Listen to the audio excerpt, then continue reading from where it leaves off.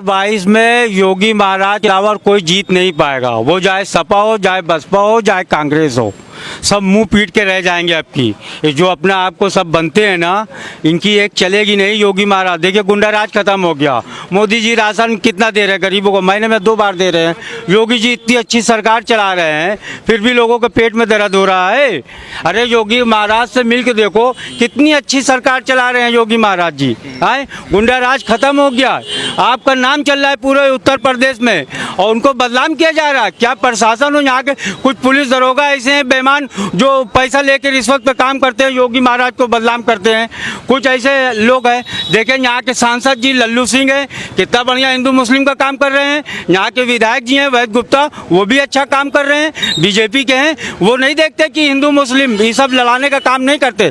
जो भी आता है सबकी सुनते हैं, काम करते हैं। तो ऐसे आदमी को वोट देना चाहिए। और मुख्यमंत्री योगी महाराज को मुख्यमंत्री हम लोग फिर बनाएंगे। हम मुस्लिम हिंदू सब मिल के योगी महाराज को मुख्यमंत्री बनाएंगे और नरेंद्र मोदी प्रधानमंत्री बनेंगे। इंशाल्लाह जरूर बनेगा। ऐसा मुख्यमंत्री और प्रधानमंत्री हिंदुस्तान में पहली बार तशरीफ लाया और न पैदा हुआ न होगा योगी महाराज के जैसा और न नरेंद्र मोदी जैसा। एक बात बताइए, कई लोग कहते हैं कि अल्पसंख्यक समुदाय को इस सरकार में टारगेट किया जा रहा है, या फिर जो जनसंख्या नियंत्रण कानून की बात हुई, 3 तलाक की बात हुई, कहीं लगता है क्या कि इस्लाम को टारगेट किया जा रहा है सरकार में? इस्लाम को कोई टारगेट नहीं किया गया है, बल्कि वो इस्लाम के लिए अच्छा ही कर रहे हैं। हम लोग उनकी जितने भी 3 तलाक के किया, जो भी किया, हम उनकी मतलब स्वागत करते हैं। उन्होंने ये अच्छा काम किया है जो 3 तलाक पे मोदी जी ने किया, ये बहुत अच्छा काम किया है। जो प्रताड़ित की जाती थी मुस्लिम औरतें, वो सब के लिए सही हुआ है। मोदी जी ने किया जो, वो बहुत अच्छा कार्य किया है। बहुत अच्छा, खुश है। आप लोग जनसंख्या नियंत्रण कानून को आप जानते हैं क्या? जनसंख्या नियंत्रण कानून की जो बात आ रही है, मतलब हम दो हमारे दो ही बच्चे होंगे। हाँ, ये भी सही है। हम दो हमारे दो, ज्यादा आबादी करके क्या है, हम ना बच्चों को पढ़ा पा रहे हैं ना उनको खिला पा रहे हैं। बिना वजह का हम बच्चे खाली पैदा करने जा रहे हैं। खास करके हम लोग मुसलमान लोग ज्यादा बच्चे पैदा कर रहे हैं। अब वही महाराज अगर कह रहे भाई कम बच्चे पैदा करो, अच्छी तालीम दो, पढ़ाओ लिखाओ, इनको आज भविष्य बनाओ, तो इसमें क्या हर्जा है? क्या गलत कर रहे हैं वो? तो मौलवी साहब और ओवैसी साहब बताएं क्या दिक्कत है? अरे अवैसी साहब सबको जहन्नम में ले जाएंगे। अवैसी का अगर कोई कहना मानेगा, अवैसी सबको जहन्नम में ढकेल देगा। सिर्फ वोट बैंक की राजनीति कर रहा है और कुछ नहीं कर रहा है। हिंदू मुस्लिम सिर्फ बिड़ा रहा है वो। अगर हम तो कहेंगे लोग समझदार हैं तो योगी महाराज का हाथ मजबूत करें, उनको मुख्यमंत्री बनाए और नरेंद्र मोदी जी को प्रधानमंत्री बनाए। लेकिन अभी ओवैसी जी ने कहा है कि इंशाअल्लाह ताला 2022 में योगी जी को हम एकदम पूरी तरह से पटकनी देंगे। इंशाअल्लाह अल अज़ीम योगी जी आपकी मुख्यमंत्री फिर बनेंगे। सब अपना अपना मुंह पीट के रह जाएंगे, मुंह पीट के रह जाएंगे। हाँ। अच्छा, एक और चीज आप देख रहे हैं कि उत्तर प्रदेश में राजभर के साथ गठबंधन की भी बातें आ रही हैं और बिहार विधानसभा चुनाव में उन्होंने 5 सीट भी जीता और उत्तर प्रदेश में 20% अल्पसंख्यक आबादी है।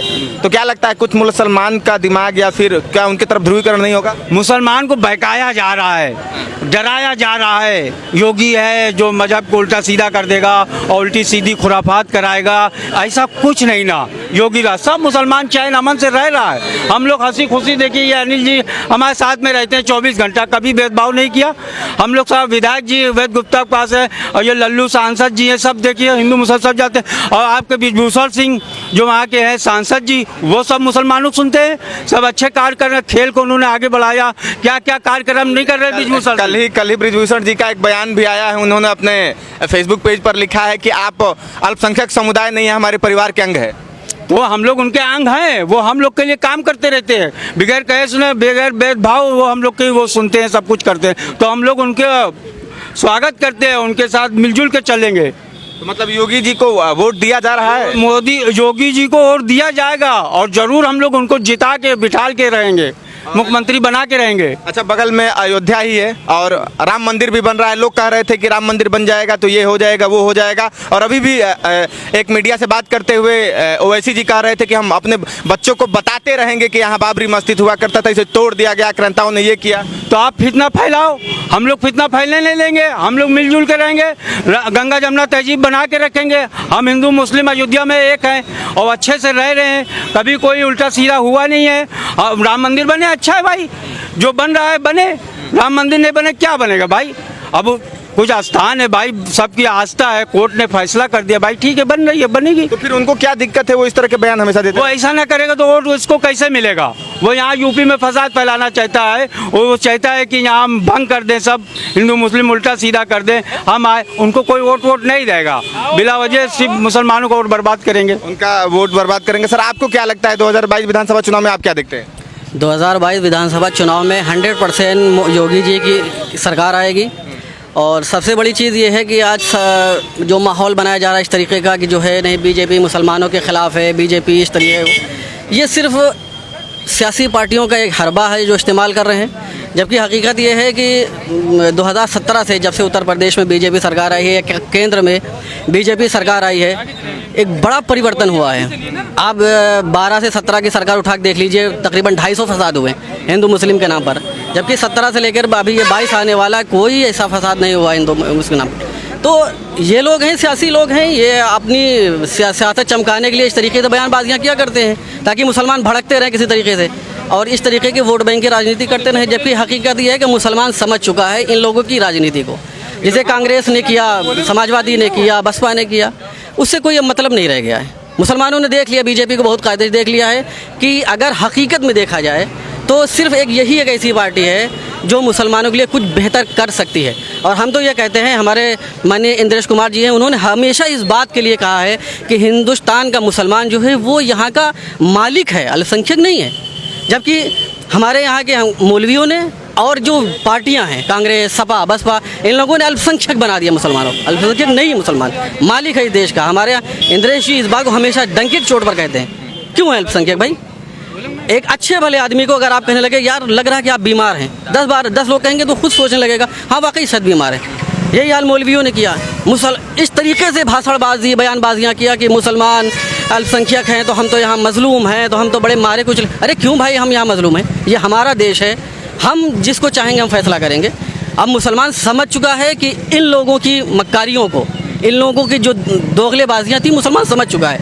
इस वजह से 2014 में भी मुसलमानों ने बीजेपी को फुल समर्थन दिया था, उसके बाद 19 में दिया है, इंशाल्लाह 24 में देगा, अभी 22 में भी योगी जी को ही समर्थन मुसलमानों का रहेगा इंशाल्लाह। योगी जी को समर्थन रहेगा, लेकिन कई आप देख रहे हैं कि जो कानून अभी आ रहा है, जनसंख्या नियंत्रण के प्रारूप की बात की जा रही है, इसको आप कैसे देखते हैं? देखिए, जनसंख्या नियंत्रण कानून जो मुसलमान विरोध कर रहा है, मुझे आज तक एक चीज़ समझ में नहीं आई। कानून जो भी आता है, जनसंख्या नियंत्रण हो या जो भी रहा हो, या लव जिहाद का हो, ये नॉर्मल का, ये सबके लिए है। हमें एक चीज़ समझ में नहीं आती कि मुसलमान हर चीज़ को अपने ऊपर क्यों ओढ़ लेता है। भाई जनसंख्या की बात जो रही है, मोहम्मद साहब ने भी जो कहा है, उसमें मोहम्मद साहब ने हुक्म नहीं दिया मुसलमानों को कि नहीं बच्चे पे बच्चे पैदा करते रहो। हम तो चैलेंज के साथ कहते हैं कि कोई आलिम हमें लाके दिखा दे कि मोहम्मद साहब ने कहा हो कि नहीं 10 बच्चे पैदा करो, बिल्कुल नहीं कहा है। हाँ, एक हदीस ऐसी मिलती है जिसमें बच्चे ज़्यादा, वो मशवरा है। उस ज़माने के हालात के हिसाब से उन्होंने कहा था जब बहुत कम तादाद में लोग थे। अब ये नहीं है कि हिंदुस्तान की आबादी 1 करोड़ 30 जो है 100 करोड़ के 130 करोड़ के करीब पहुंच रही है, उसके बावजूद भी भाई इसका क्या मतलब रहेगा? तो ऐसा कुछ नहीं है, ये सिर्फ जो है सिर्फ मुसलमान कोई भी चीज़ हो, हम तो सिर्फ ये मानते हैं ना कि अगर आज हकीकत ये है, कुछ लोग इतना ज़्यादा विरोध में आ जाते हैं कि अगर हमें लगता है, और मैं यकीन के साथ कह सकता हूँ कि मोदी जी खड़े हो जाएं या योगी जी खड़े हो जाएं और वो कह दें कि सारे मुसलमान कल से नमाज़ पढ़ने लगें, तो मैं चैलेंज के साथ कहता हूँ कि लोग विरोध में आ जाएंगे कि मोदी जी ने कहा अब तो हम नमाज़ नहीं पढ़ेंगे।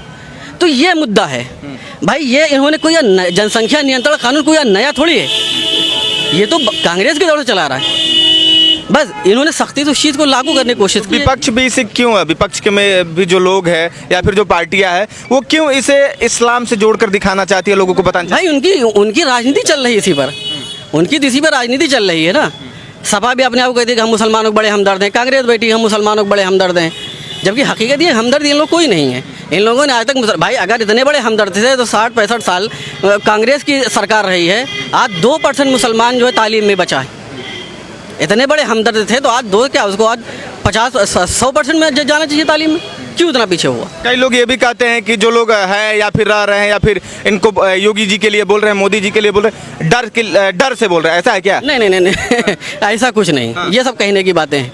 क्या सर आपको लगता है क्या कि डर से आप बोल रहे हैं या फिर किसी के दबाव? हमें किसका डर, हमें किसी से नहीं डरते हम लोग।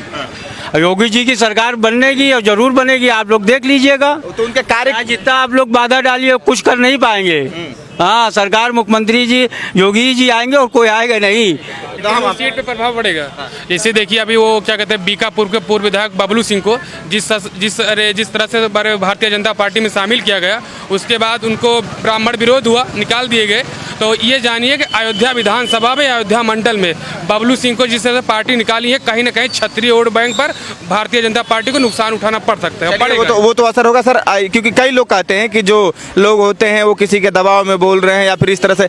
आप किसी दबाव में नहीं ना बोल रहे हैं? हम किसी के दबाव में नहीं है ना, हम लोग कोई भेदभाव करते हैं, जो है खुल के बोलते हैं। आप यहाँ बुलवा रहे 4 आदमी, हम लाखों आदमी के बीच में बोल सकते हैं। हम लोग को कोई दबाव नहीं है। कोई दबाव नहीं। सर एक और चीज जानना चाहेंगे, आप देख रहे हैं कि ओवैसी जी का भी गठबंधन की बात हो रही है राजभर के साथ, और बिहार विधानसभा चुनाव में भी उन्होंने 5 सीट जीत ली है। उत्तर प्रदेश में भी मुस्लिम समुदाय की जो आबादी है लगभग 20% है, और उसको टारगेट करते हुए उत्तर प्रदेश में भी वो अपनी जमीन तलाश रहे। क्या लगता है किस तरीके से उनकी यहाँ पे जमीन होगी, किस तरीके से उनकी भूमिका होगी?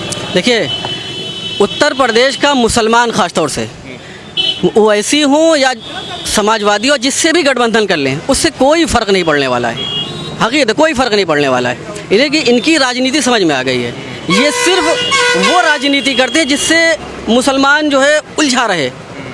हकीकत इन्होंने भाई इतने ज़माने से राजनीति कर रहे हैं या इतने हमदर्द हैं मुसलमानों के, तो क्या किया है मुसलमानों के लिए आज तक इन्होंने? सिर्फ लड़ाने वाली बातें। अरे हम कहते कभी जोड़ने वाली भी बातें भी कर लिया करो, लेकिन वो नहीं करेंगे। इन लोगों की राजनीति इसी पर चलती है, हिंदू मुस्लिम के नाम पर वो करते रहेंगे और उससे कोई फ़र्क नहीं पड़ेगा। यहाँ यूपी का मुसलमान इतना समझ चुका है कि हकीकत क्या है। सबको देख लिया उसने मायावती को भी देखा, उसने अखिलेश को भी देखा, उसने अब जो है योगी जी को भी देख लिया। तो अब वो जो है किसी के चक्कर में जो जितना गठबंधन इनको करना कर लीजिए। ये तो हकीकत है। ये जो होता है ना, एक मिसाल दी जाती है चोर चोर मुसेरे भाई, तो ये इलेक्शन के टाइम में ये सब इकट्ठा हो जाएंगे जितने हैं। तो क्या लगता है, मतलब तमाम सरकारों को आपने देखा, आपकी भी उम्र हो गई है, कौन सी सरकार बेहतर लगी और क्या क्या बेहतर कार्य आपके हक में हुए, मुस्लिम समुदाय के हक में हुए, या फिर बड़ा फैसला लिया गया? भाई हम तो एक चीज़ समझते हैं कि सिर्फ हमने जो देखा है अभी तक, वो सिर्फ एक बीजेपी सरकार है जो हकीकत में हम ये कह सकते हैं कि इस्लामी पैटर्न पर चल रही है। अब पूछे कैसे? 3 तलाक कुरान का मुद्दा है, कुरान ने उसका विरोध किया है। बीजेपी ने, योगी जी जो प्रधानमंत्री जी ने उस पर कानून बनाया, पास किया। इससे पहले सरकारें क्या थी? चापलूस थी। वो उन्होंने देखा कि अच्छा चंद वोट बैंक हमारे इधर से खिसक रहे हैं, उन्होंने उस कानून को उठा किनारे डाल दिया। उसके अलावा उत्तर प्रदेश में आ जाइए, बूचड़ खाने वाले मुद्दे को लेके इस्लामी पैटर्न बिल्कुल जो कानून में पूरा लिखा है कि भाई सार्वजनिक जगह पर हम ऐसा काम कोई ना करें जिससे किसी दूसरे को तकलीफ़ हो, दुकानें हों उसमें पर्दा लगा दिया जाए। ये सारी चीज़ें तो वही हैं। इस्लाम तो ये सिखाता है ना कि अगर रास्ते में पत्थर पड़ा तो उसको किनारे कर दो, दूसरे को तकलीफ ना हो। आज लोग इसको इस्लाम बना दिए है ना कि जहाँ पाओ गिरा के काट डालो। आप कह रहे हैं कि आपके सहयोग में काम हो रहा है, आपके हित में काम हो रहा है, और विपक्ष के लोग या फिर ओवैसी जी कहते हैं कि आप इसका इस्लाम खतरे में आ जा रहा है। अरे भाई ओवैसी जी का इस्लाम खतरे में आ रहा होगा, हम लोग अल्लाह का शुक्र है ना इस्लाम खतरे में है ना ईमान खतरे में है। मतलब खुश है? बिल्कुल, बहुत ज़्यादा खुश है। क्या सर खुश हैं? बहुत खुश हैं। खुशी की बात ये है भाई, हमारा क्या कर रहे हैं कि हमारा घर तोड़वा रहे हैं या हमारा कुछ कर रहे हैं, बल्कि गरीबों को फायदा ही हो रहा है। महीने में 2 बार राशन दिलवा रहे हैं भाई, बहुत बड़ी बात है।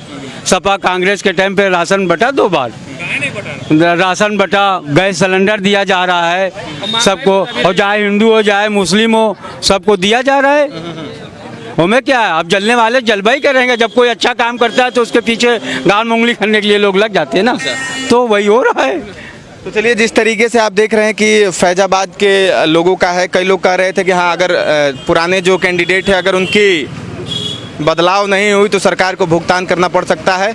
और तमाम अपनी बातचीत को लेकर, युवा है, बुजुर्ग है, अल्पसंख्यक समुदाय, जो लोग कहते हैं, मैं नहीं कहता हूँ, ठीक है, तो सबकी बातें हैं। बहरहाल और बात करेंगे, किसी और जिले किसी और कस्बे से रिपोर्टिंग करेंगे, बताएंगे कि जनता का क्या हाल है, जनता का क्या मूड है 2022 विधानसभा चुनाव को लेकर। तब तक बने रहिए, जुड़े रहिए दी न्यूज़पेपर के साथ। मैं अंकित द्विवेदी, जय हिंद।